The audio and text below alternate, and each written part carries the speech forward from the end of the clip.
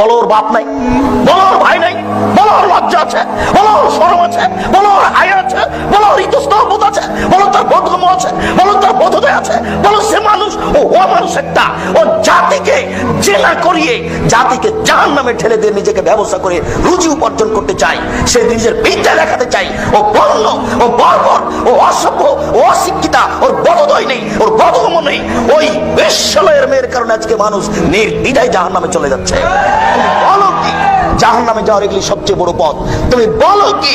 আল্লাহ রাসূল সাল্লাল্লাহু আলাইহি ওয়াসাল্লাম বলছেন, ওই মহিলা, যেই মহিলা সাজসজ্জা গ্রহণ করে পুরুষের পাশ দিয়ে গেল, ও ব্যভিচারিণী, ও ব্যভিচারিণী, ও ব্যভিচারিণী। আল্লাহর নবী এই কথা কেন বললেন? তিনি বললেন, মা তারাকতু বাদি ফিতনাতান আযারা লিরাজালি মিনান নিসায়ে, আমার জীবনে ছাড়িনি কোনো বস্তু যেটা পুরুষের জন্য বেশি বিপজ্জনক হতে পারে নারীদের চেয়ে। আমার জীবনে ছাড়িনি কোনো বস্তু যেটা পুরুষের জন্য বেশি বিপজ্জনক হতে পারে নারীদের চেয়ে। আমার জীবনে ছাড়িনি কোনো বস্তু যেটা পুরুষের জন্য বেশি বিপজ্জনক হতে পারে নারীদের চেয়ে। আল্লাহ রাসূল বলছেন, ইন্নান নিসা হাবায়ুশ শায়তান, নিশ্চয় মহিলারা শয়তানের জাল, নিশ্চয় মহিলারা শয়তানের জাল, নিশ্চয় মহিলারা শয়তানের জাল।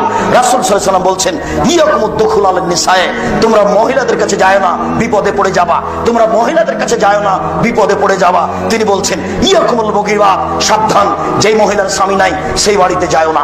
সাবধান, যেই মহিলার স্বামী নাই সেই বাড়িতে